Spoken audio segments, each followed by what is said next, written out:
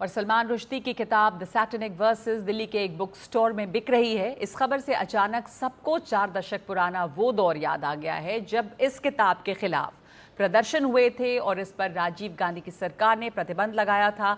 अब इस पर फिर से विवाद खड़ा होता नजर आ रहा है। दिल्ली के खान मार्केट में किताबों की जानी पहचानी दुकान बैरिसंस में सलमान रुश्दी के सैटेनिक वर्सेस का लिमिटेड एडिशन मिल रहा है। 2000 रुपए की ये किताब अब कई पाठकों के हाथ में है। देखिए, कोई नई चीज़ नहीं है। ये किताब जो है ये 36 साल से इस मार्केट में है। इसके बारे में बुक रिव्यूज़ भी मैंने देखे हैं, बाहर भी प्रोग्राम्स देखे हैं।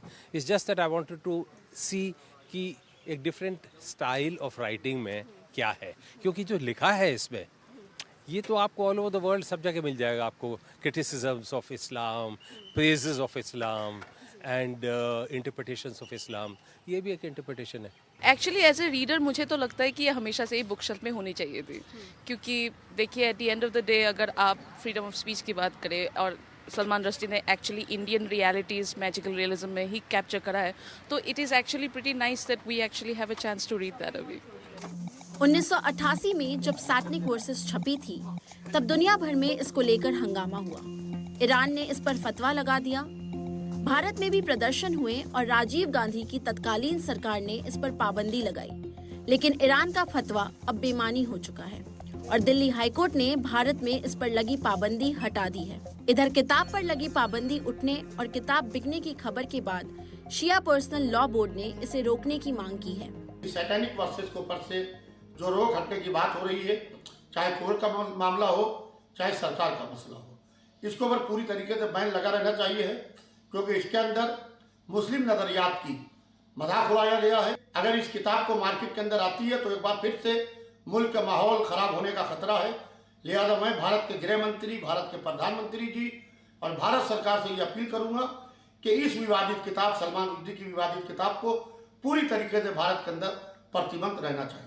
वहीं लेखकों और आलोचकों का कहना है कि किताबों पर बैन के लिए हल्ला करने से पहले लोगों को ये किताब पढ़नी चाहिए ताकि वे इस पर बहस कर सकें।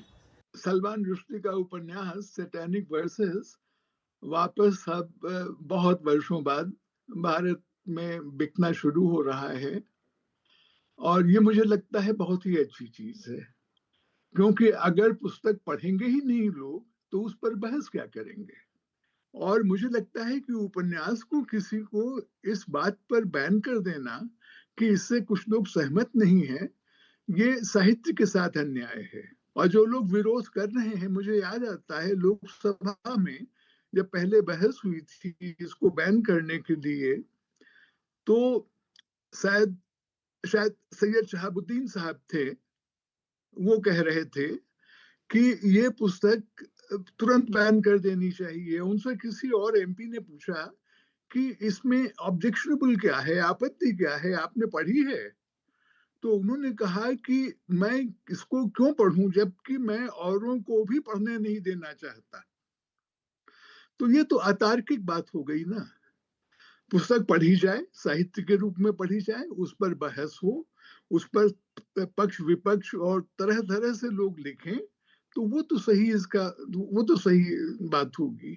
द सैटेनिक वर्सेस की वापसी इस बात का प्रतीक है कि पाबंदियां अक्सर नाकाम होती है, बल्कि पाबंदियों से वो किताब और ज़्यादा चर्चा में आ जाती है। एक बार फिर से ये किताब लौटी है, वो विवाद लौटा है और सलमान रुश्दी एक बार फिर से चर्चा में है। कैमरा पर्सन सुदीश राम के साथ प्रेरणा शर्मा, एनडीटीवी इंडिया के लिए। तो किताबों पर प्रतिबंध लगाने से ऐसा नहीं होता कि किताबें कहीं खो जाती हैं, बल्कि और ज़ोर शोर से लौटती हैं। और किताबों और कहानियों पर प्रतिबंध लगाने का सिलसिला पुराना है। किताबों से ये डर क्यों है? किसी कौम को ख़त्म करना अगर हो तो वहाँ की किताबें जला दो, ये हमेशा हमने सुना है। और इस पर बातचीत के लिए इस वक्त मेरे साथ मौजूद है हमारे सहयोगी और जाने माने लेखक प्रियदर्शन। तो ये किताबों पर जो पाबंदी लगाने का सिलसिला है प्रियदर्शन जी, वो बड़ा पुराना है। अब मैं जॉर्ज ऑरवेल की किताब की बात करूँ तो एनिमल फार्म पे किताब पर प्रतिबंध लगा, स्टालिन ने लगाया। उसके अलावा भी कितनी सारी किताबें हैं, कैचर इन द राई मुझे याद आ रही है, उसके ऊपर प्रतिबंध लगा। लेकिन ये प्रतिबंध का जो सिलसिला है एक बार फिर सैटेनिक वर्सेस इसमें चर्चा में है, तो इस किताब को इससे और ज़्यादा बल मिलेगा आपको लगता है अभी? असल में ये बहुत जाना पहचाना अनुभव है कि चाहे किताब हो चाहे फिल्में हों, जहाँ उन पर बैन लगाया जाता है उन पर, वो चर्चा में आ जाती हैं। जी। तो सैटेनिक वर्सेस की सबसे बड़ी कामयाबी तो यही थी कि उस पर बैन लग गया। ये सच है कि सलमान रुश्दी हमेशा से एक तरह की शरारत वाले लेखक रहे हैं। मिडनाइट चिल्ड्रन छपा तो इंदिरा गांधी और दूसरे लोग नाराज हुए, उन पर केस हुआ। जब शेम छप के आया तो पाकिस्तान के हुक्मरानों ने मुकदमा किया। लेकिन वो सारी किताबें आई और चली गईं, क्योंकि सलमान रुश्दी की अपनी अंग्रेजी बड़ी ख़ास है, उसको पढ़ना आसान काम नहीं है।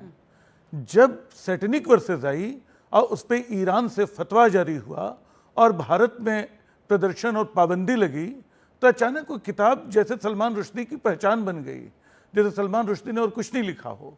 मजे की बात है कि इन तमाम वर्षों में सलमान रुश्दी की और भी बड़ी अच्छी किताबें आई हैं। जी। पिछले दिनों जब उनको चाकू मारा गया, उसके बाद उसके अनुभव पर उन्होंने किताब लिखी है जो नाइफ के नाम से इसी साल आई है। नाइफ भी खूब बिक रही है, लेकिन इस तरह मीडिया उसकी सुध लेने नहीं जा रहा है। ये आपने सही कहा कि लगता है कि उन्होंने सिर्फ वही लिखा है, एक किताब सैटेनिक वर्सेस, बल्कि मिडनाइट चिल्ड्रन की भी बात नहीं करते। हाल में एक और किताब उनकी आई जो बड़ी अच्छी किताब है, लैंग्वेजेज ऑफ ट्रूथ, जिसमें वो बहुत सारे विषयों पे इस किताब की पाबंदी के बारे में बात करते हैं।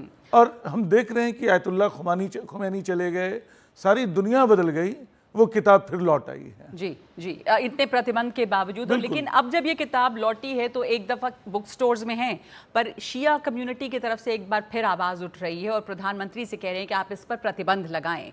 तो ये किताब में दरअसल ऐसा है क्या ऑब्जेक्शनेबल, प्रतिबंधित करने के लायक? देखिए, असल में किताब तो मैंने नहीं पढ़ी है। हम में से तमाम लोगों में भारत में बहुत कम लोगों ने किताब पढ़ी है। कल से किताब बिकनी शुरू हुई, लेकिन ये कहा जा रहा है कि इसमें कुछ ऐसा है जो इस्लामी मान्यताओं के खिलाफ जाता है, उनका मजाक बनाता है, जो कि सलमान रुश्दी का स्टाइल रहा। हाँ, जो उनकी स्टाइल है। ऐसी किताबें और हैं, दा विंची कोड को आप याद कर लीजिए, उस पे उसके खिलाफ ईसाइयों ने प्रदर्शन किया, किताब खूब बिकी। ये सिलसिला चलता रहता है। और फिर मैं जिन लोगों को ये किताब आहत कर रही हो, उनसे मेरा आग्रह होगा कि लोगों को पढ़ने दें किताब। लोग किताब पढ़ के उसकी बात मान नहीं लेते हैं, वो किताब को खारिज भी करते हैं, वो किताब को नापसंद भी करते हैं। हो सकता है जो लोग किताब पढ़ें वो किताब को नापसंद भी करें, लेकिन बहस मुबाहिसे ऐसे ही चलते हैं। विचार और विमर्श की दुनिया पाबंदियों से नहीं चलती हैं। पाबंदियां वो आग होती हैं जो किताबों को, फिल्मों को और ज़्यादा उछाल देती हैं और ज़्यादा आगे ले जाती हैं। सलमान रुश्दी को फिर इसका फायदा मिलेगा, फिर फायदा मिलेगा। और जब से ये किताब दुकानों में आई है कल से, और अब ये खतरा है कि कहीं फिर ना पैन लग जाए, तो तेजी से किताबें बिक रही हैं। हाँ बिल्कुल, इसका लिमिटेड एडिशन आया था। इसका जो एडिशन आया था, आज भी हमारी बात हो रही थी एक साथी से, उन्होंने कहा कि उन्होंने जाके जल्दी किताब खरीद ली, क्योंकि उनको डर है कि किताब बाजार से गुम न हो जाए। खुद दुकान वाले अब उसको शोकेस में नहीं रख रहे हैं, तो एक डर तो है। और हमारे देश में देखिए, हम लोग इत्तेफाक से इन वर्षों में कट्टरता कई तरह की बढ़ी है, और हर जगह मतलब उस कट्टरता का सामना लेखकों, पत्रकारों को सबसे ज़्यादा करना पड़ रहा है। इसलिए हमें और चिंतित होना चाहिए कि ऐसी किताबों पे पाबंदी ना हो। जी, हमें याद करना होगा कि कई लेखकों पर पहले भी पाबंदियां लगी। मंटो की कहानियां ब्रिटिश इंडिया से लेकर पाकिस्तान में, इस्मत चुगताई, सब कहानियों पर मुकदमे चले। लेकिन वही सबसे मशहूर लेखक हो गए। और एक तरह की कट्टरता दूसरी तरह की कट्टरता का पोषण करती है। दुर्भाग्य से हमारे देश में दोनों कट्टरताएं एक दूसरे को मदद कर रही हैं। तो इस वक्त एक बार फिर से सलमान रुश्दी की जो किताब है वो चर्चा में है, और ये जो प्रतिबंध की प्रथा है उसके खिलाफ में किताबें और फिल्में जो हैं उनको प्रतिबंधित नहीं करना चाहिए, उन पर बैन नहीं लगना चाहिए। उस पर बहस मुबाहिसे चले, लोग देखें और पढ़ें और आगे बात करें कि उसमें क्या ऑब्जेक्शनेबल है। तो धन्यवाद आपका प्रियदर्शन जी हमारे साथ जुड़ने के लिए। इस वक्त 5 की बात में एक ब्रेक ले रहे हैं।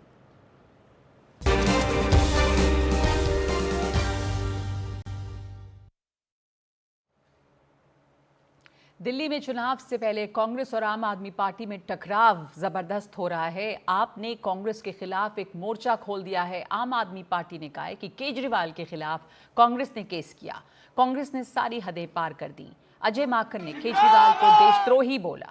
आम आदमी पार्टी ने 24 घंटे का अल्टीमेटम दिया है। अजय माकन के खिलाफ कांग्रेस कार्रवाई करे और कार्रवाई की मांग की है। कांग्रेस को इंडिया ब्लॉक से बाहर करने की भी मांग की है। आपने की आतिशी ने कहा कि इस बारे में बाकी दलों से बात करेंगे। साथ ही कहा कि बीजेपी कांग्रेस के उम्मीदवारों की फंडिंग कर रही है।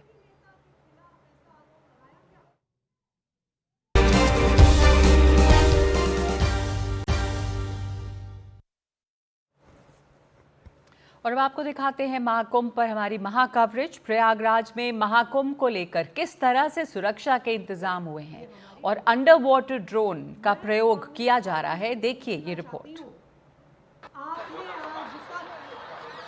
उत्तर प्रदेश के प्रयागराज में जनवरी 2025 में होने वाले महाकुंभ में सुरक्षा के पुख्ता इंतजाम के तहत अंडर वाटर ड्रोन का भी इस्तेमाल किया जाएगा। सुरक्षा जानकारों का मानना है कि महाकुंभ मेले में अगर कोई त्रासदी होती है तो अंडर वाटर ड्रोन से बचाव कार्यों में मदद मिलेगी। प्रयागराज में जल पुलिस ने बुधवार को अंडर वाटर ड्रोन का प्रदर्शन किया।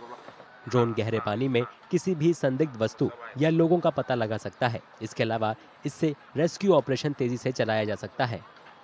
महाकुंभ 2025 को सकुशल और निर्विघ्न संपन्न कराने के लिए उत्तर प्रदेश सरकार की तरफ से बहुत सारे नई टेक्नोलॉजी है उसका हम लोग महाकुंभ में किस प्रकार उपयोग कर सकते हैं, उसी के क्रम में एक अंडर वाटर ड्रोन ये पहली बार जल पुलिस और पीएसी द्वारा प्रयोग किया जा रहा है। आज इसको हम लोगों ने प्रोक्योर किया है और इसको अभी हम लोगों ने इसको टेस्ट करके भी देखा है। ये अंडर वाटर ड्रोन है जो कोई भी चीज अगर पानी में, गहरे पानी में भी है और लगभग जो है वो 100 मीटर तक अगर कोई गहराई में भी कोई ऑब्जेक्ट है, कोई व्यक्ति है, कोई वस्तु है, तो ये उसको लोकेट करके पिन पॉइंट कर सकता है और तत्काल हम लोग उस पर प्रतिक्रिया करके उसको रेस्क्यू कर सकते हैं। ड्रोन में कई हाईटेक खासियत है और इसे आसानी से तैनात किया जा सकता है। एआई तकनीक ये तय करता है कि आपातकालीन हालात होने पर ही गोताखोरों को भेजा जाए। इसमें 4K कैमरा लगा हुआ है, एनहांस कैमरा है, जिससे अगर गंदा पानी भी है तो भी उसमें विजिबिलिटी लगेगी। अगर कोई डूब गया है या कुछ तलाशी लेनी है तो तुरंत आप इसको 30 सेकंड में इसको डिप्लॉय करके आप तुरंत जगह की तलाशी या कोई डूब गया उसको ढूंढ सकते हो। ये पानी के नीचे 200 मीटर तक जाता है और कोई भी बंदा ये हैंडल कंट्रोलर से इजीली उसको ऊपर से ऑपरेट कर सकता है। तो आपको अगर गोताखोर तुरंत नहीं आपको गोताखोर तुरंत नहीं डालना पड़ेगा, आपको सीधा पहले इससे आप स्कैन कर सकते हो। अगर जरूरत पड़े तभी गोताखोर की आप उपयोग कर सकते हो। दुनिया के सबसे बड़े धार्मिक आयोजनों में से एक महाकुंभ मेला अगले साल 13 जनवरी से शुरू होने वाला है। अधिकारियों को उम्मीद है कि 45 दिनों के मेले में लगभग 40 करोड़ तीर्थयात्री प्रयागराज आएंगे।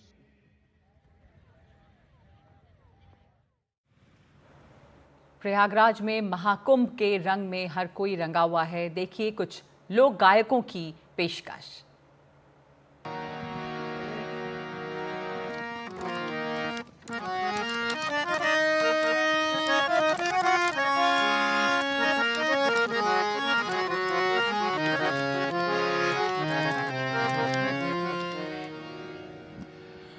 जुटती है दुनिया जहां, जुटता सकल समाज। जुटती है दुनिया जहां, जुटता सकल समाज। पुण्य पावनी श्रीधरा, तीर्थ राज प्रयाग। पुण्य पावनी श्रीधरा, तीर्थ राज प्रयाग। डॉक्टर श्लेष गौतम साहब को अभी आपने सुना, बहुत कुछ अभी आप सुनेंगे। डॉक्टर मेनका मिश्रा जी भी हमारे साथ हैं, बहुत ही सुप्रसिद्ध गायिका हैं। इस पूरे क्षेत्र के अंदर बड़ी फैन फॉलोइंग आप रखती हैं। आपका भी एक लंबी विरासत को संभालने की जिम्मेदारी आप ले रहे हैं, उसके ऊपर ही बात होगी। हम लोग इस वक्त संगम नगरी प्रयागराज में है, महाकुंभ की नगरी प्रयागराज में है। कुंभ की चर्चा श्लेष साहब पूरी देश दुनिया में अभी से होने लगी है। इस महाकुंभ को लेकर के तमाम बातें हो रही हैं। बातों के बीच मैंने सोचा कि क्यों ना इन बातों के बीच डॉक्टर मेनका मिश्रा जी के सुर इन बातों में, इस पूरे कुंभ के माहौल में चार चांद लगाने का काम हमेशा से करते रहें। इलाहाबाद में ही चार चांद आपकी आवाज़ लगाती है। तो ये जो महाकुंभ हो रहा है, इस पर आपने शुरुआत कर दी है प्रयाग की महिमा एक लाइन में बताकर। मैम के पास चलते हैं, सीधा बहुत ही सुरीले गीतों के साथ शुरुआत करते हैं और आप बताएंगी फिर कैसे ये नगरी तंबुओं की नगरी हो गई।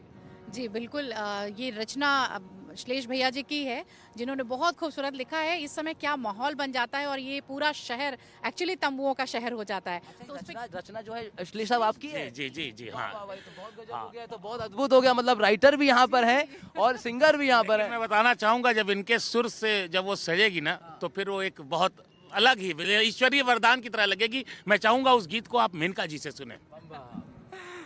तो चलिए शुरू करते हैं। अजर हो गया है, अमर हो गया है, शहर तंबुओं का शहर हो गया है। अजर हो गया है, अमर हो गया है, शहर तंबुओं का शहर हो गया है। महाकुंभ की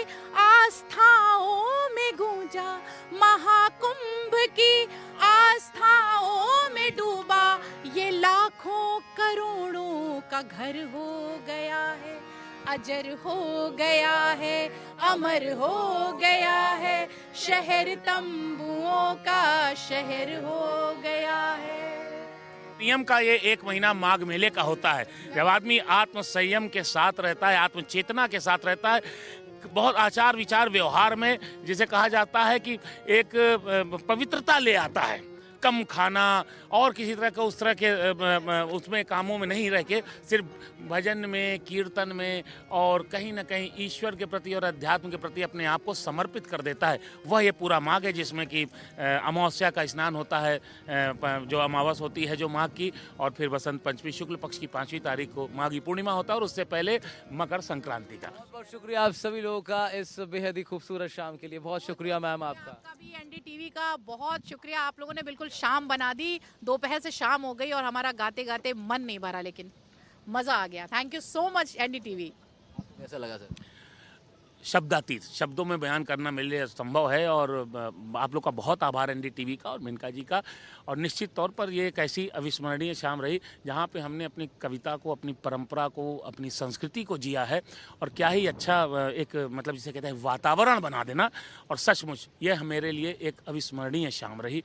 और ईश्वर करे ऐसा ही हो, और महाकुंभ में पूरी दुनिया आए और सफल हो और सुरक्षित हो, सबके लिए यही प्रार्थना है। एनडीटीवी देखते रहिए जरूर। आप सभी देखते रहिए महाकुंभ की महाकवरेज एनडीटीवी पर।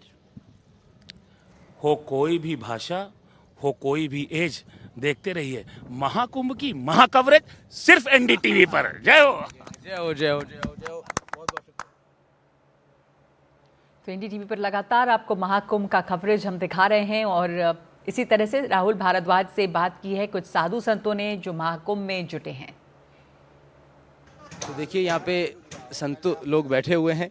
दोस्तों की महफिलें तो आपने बहुत देखी होंगी, लेकिन संतों की महफिल, साधुओं की महफिल में हम लोग का प्रयास करते हैं कुछ लोगों से बात करें। बाबा जी आपसे बात करें। भारत मेरा अखंड हो रहे सुरक्षित देश, और युगो युगो तक अमर रहे यही अमर संदेश। तो ये हमारा लोगों का विचार रहना चाहिए सबके लिए कि जो हमारा भारत का कल्याण है तो हमारा कल्याण है, पशु पक्षी और वृक्षों का कल्याण हो, और सबके इनके बारे में जो है सबको सोचना चाहिए। आप बहुत मीठा गाते हैं महाराज जी, आप बहुत सुरीला। मीठा बोलो चलो नंबर 1, मोक्ष यही सिखाता है। ये जो आप लोग का मिलना जो हुआ है, अब ये बहुत दिनों बाद हुआ, या फिर आप लोग सब एक जगह से आ रहे हैं? मैं ये जानना। सब अलग अलग जगह से, अलग देश के अलग अलग कोने से आए हुए हैं।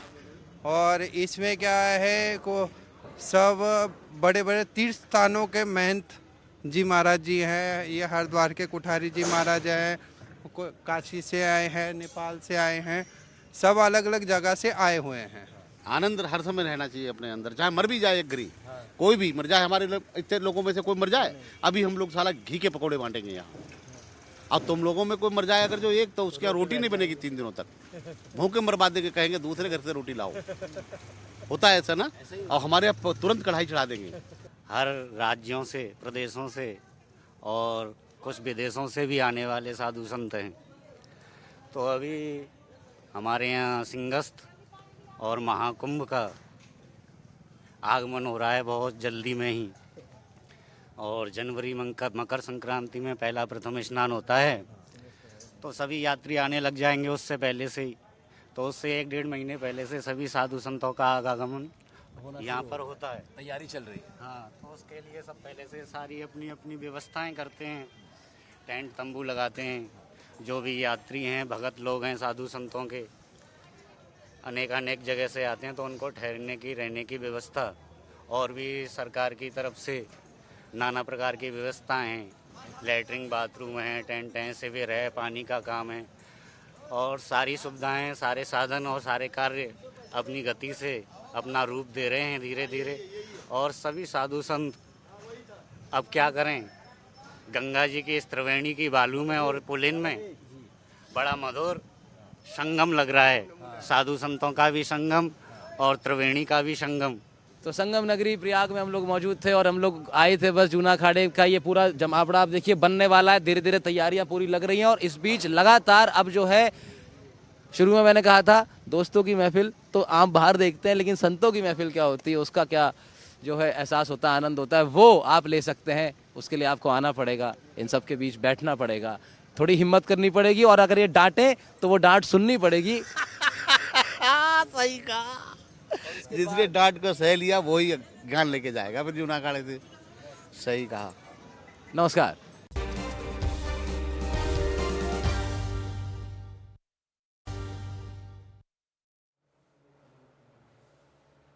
और खबरें महाकुंभ से। आज महाकुंभ में अग्नि अखाड़ा पहुंचा है, वहां पे छावनी प्रवेश हुआ है, जिसे पहले पेशवाई के नाम से जाना जाता था। उसकी शोभा यात्रा चौफटका स्थित अनंत माधव मंदिर से शुरू हुई।